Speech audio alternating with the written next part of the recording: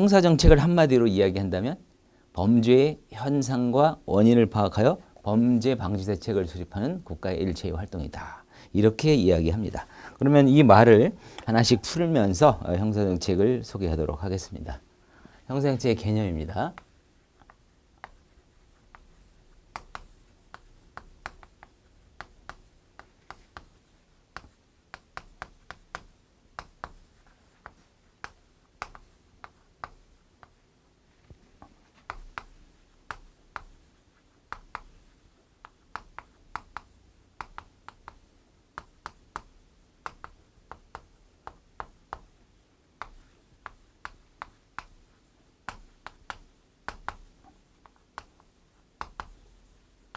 자, 이렇게 이제 한마디로 표현을 할 수가 있는데 이걸 제대로 이해하기 위해서는 범죄가 무엇이고 범죄의 현상, 원인이 무엇이고 범죄 방지 대책은 또 어떤 것들이 있는가 이런 것과 관련된 또 국가의 일체의 활동 이렇게 해서 하나하나를 이 개념을 구분하셔야 이것을 정확하게 이해를 하셔야 되겠죠. 결국은 형사정책을 전체적으로 포괄적으로 이해를 해야만 이 문장의 의미를 정확히 깨달을 수가 있게 되는 거죠. 자, 그러면 맨 먼저 범죄라는 단어가 나와 있습니다. 자, 그러면 범죄의 개념을 또 생각을 해봐야 되겠죠. 범죄는 형식적 의미의 범죄가 있고 실질적 의미의 범죄가 있죠. 자, 여기서 형식적 의미라고 하는 것은 법이라고 하는 형식을 의미하는 겁니다. 법에 범죄가 무엇이고 어떤 형벌을 부과하겠다. 범죄의 내용이 적혀 있고 거기에 따르는 형벌, 어떠한 형벌을 부과하겠다. 이런 내용이 담겨 있으면 바로 형법이라고 하고요. 우리가 알고 있는 형법전도 있지만 형법전에 뭐 절도죄, 강도죄, 뭐 살인죄 등등 수많은 범죄와 형벌이 규정이 되어 있죠. 그것 외에도 적국에 대한 찬양 고무 등에 따라서 뭐 어떤 범죄로 규정을 하고 있고 어떤 형벌을 부과하겠다라고 하는 국가보안법이라든지 각종 행정법규에도 업주가 법 위반한 행위를 하게 되면 일정한 형벌을 부과하겠다 이런 규정이 있다면 전부 넓은 의미의 형법에 해당이 됩니다. 바로 그러한 법이라는 형식에 의해서 범죄와 형벌을 규정했을 때 거기에 규정되어 있는 내용 이게 바로 형식적 의미의 범죄가 되겠죠. 실질적 의미의 범죄라고 하는 것은 형식적 의미의 범죄를 포괄해서 법에 규정되어 있는지 여부와 무관하게 여부와 상관없이 그러니까 법이 규정되어 있는 것과 되어 있지 않은 것 포함해서 이런 의미죠. 사회적으로 유해한 행위 이걸 포괄하는 개념이 실질적 의미의 범죄입니다. 그래서 뭐 새치기를 한다거나 또 이런 행위들 좀 상대방에게 다른 사람들에게 불편을 끼치지만 법에 범죄로 규정되어 있지 않은 내용까지 포괄하는 개념입니다. 그래서 우리 형사정책의 연구 대상은 형식적 의미의 범죄가 아니라 가장 넓은 의미인 실질적 의미의 범죄죠. 그래서 실질적 의미의 범죄에 사회적으로 유해한 수많은 행위가 있다면 그중에 특히 내용을 정해가지고 요런 것, 뭐 살인, 강도, 절도 이런 것만큼은 반드시 법의 규정에서 처벌해야 되겠다. 그래서 형식적 의미의 범죄가 좀 더 좁은 개념이고요. 형식적 의미의 범죄가 구체적으로 무엇이냐, 이게 시험에 또 출제되기도 합니다. 말하자면 범죄의 성립 요건이죠.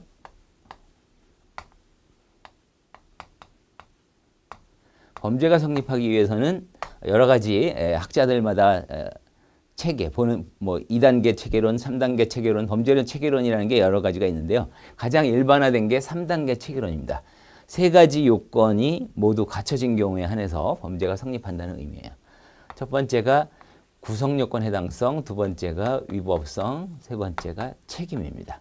이 세 가지 요건을 모두 갖춘 경우에 한해서 범죄가 성립한다고 하게 되는 거고요. 구성 요건 해당성. 구성 요건 해당성이란 말은 범죄를 구성하기 위한 요건에 해당하는 성질 이런 뜻입니다. 예를 들어서 형법 250조 1항을 보면 살인죄가 규정이 되어 있는데요. 살인죄에는 어떻게 되어 있느냐. 사람을 살해한 자는 사형무기 5년 이상의 징역에 처한다. 이런 규정이 있습니다. 그래서 사람을 살해하는 행위를 한 사람, 그죠? 바로 범죄에 적혀 있는 법에 적혀 있는 범죄 구성 요건에 해당하게 되는 거죠. 누군가를 죽였다면. 그러면 그 다음 단계로는 위법성을 판단합니다. 위법성 같은 경우에는 구성 요건이라고 하는 것은 위법한 것들 중에 꼭 처벌해야 될 거 모아가지고 적어놨으니까 구성 요건에 해당하면 원칙적으로 위법하게 되죠. 그런데 구성 요건에 해당, 사람을 죽였지만 위법하지 않은 경우가 있을 수가 있죠. 대표적인 사례가 정당방위라든지 정당행위, 긴급피난 이런 어쩔 수 없는 사유에 의한 경우에는 사람을 죽이거나 이런 구성 요건에 해당하는 행위를 했다고 하더라도 위법하다고 평가하기는 어렵다. 그래서 위법성 조각사유라는 게 있습니다.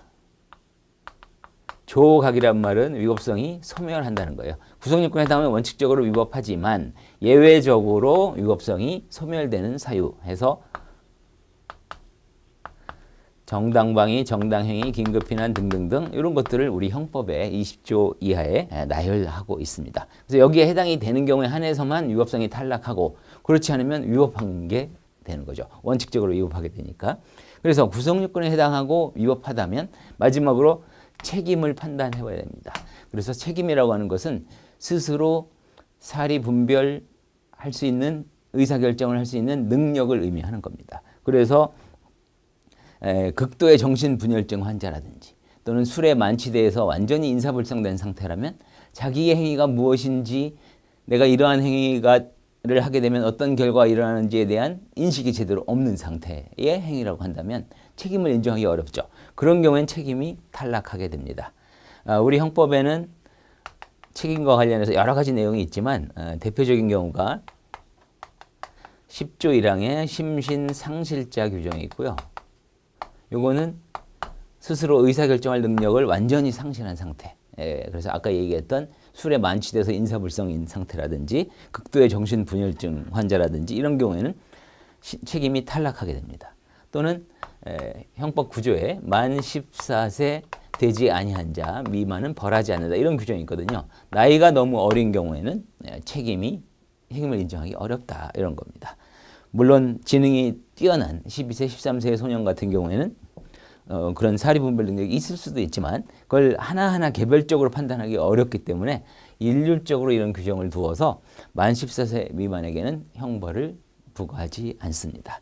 자, 그래서 이런 예외 사유에 해당되지 않으면 전부 구성요건에 해당하고 위법하고 책임을 갖췄다. 그러면 드디어 범죄가 성립하는 거고요.